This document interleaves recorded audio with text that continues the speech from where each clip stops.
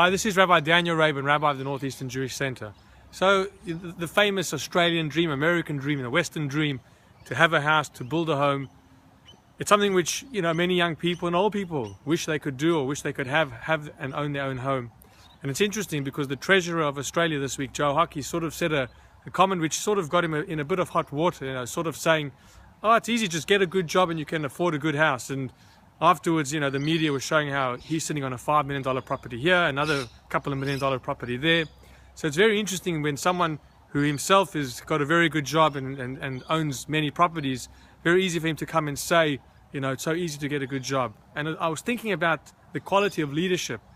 And one is to just look at this week's Torah portion. There's a very interesting insight. In our portion this week, the Parasha of Shelach, we're taught of the story, we're told of the story of the 12 spies, the 12 scouts, who Moses sends to go look at the land of Israel. And as the story goes, 10 come back and report, Israel, the land of Canaan, doesn't look very good, it's terrible, it's dangerous, we shouldn't go in. And two of the scouts, Joshua and Caleb, Joshua and Caleb, they come back with a positive report. But interestingly, when the two positive spies, in a sense, go and report and try and tell the Jewish people to calm down, it will be good, it only mentions that Caleb silenced the people, tried to calm the people down. And the question is, why does it exclude that, mentioning that Joshua did it? Was he not in fact trying to silence the people?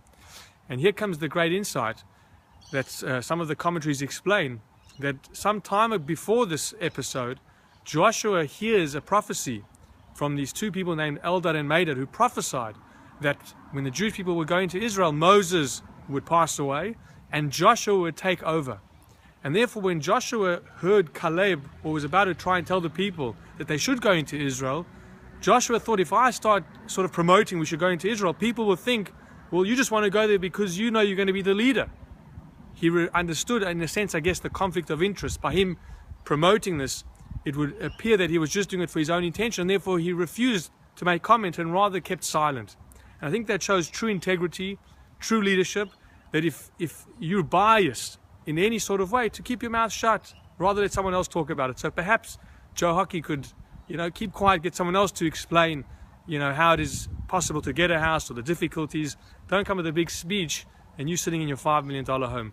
Let's learn from Joshua to have that integrity, to have that honesty, and to be quiet when it's time to be quiet. Wishing you and yours a Shabbat Shalom.